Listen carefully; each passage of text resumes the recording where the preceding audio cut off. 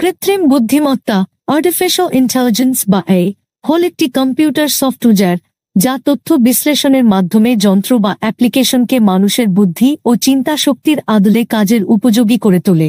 কৃত্রিম বুদ্ধিমত্তা এবং মেশিন লার্নিং এক নয়, তবে তারা ঘনিষ্ঠভাবে সম্পর্কিত।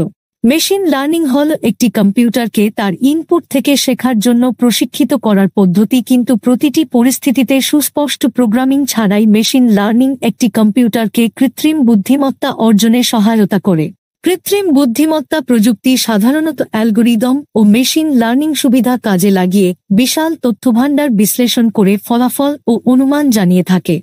কিন্তু কৃত্রিম বুদ্ধিমত্তা প্রযুক্তির বিরতির প্রয়োজন নেই। কৃত্রিম বুদ্ধিমত্তা দিয়ে ছবি তৈরি, ভিডিও তৈরি, ভাষাগত অনুশীলন, ব্যবহার, এআই দিয়ে ভিন্ন প্রযুক্তি নিয়ন্ত্রণ, অনেক কিছুই করা যায়।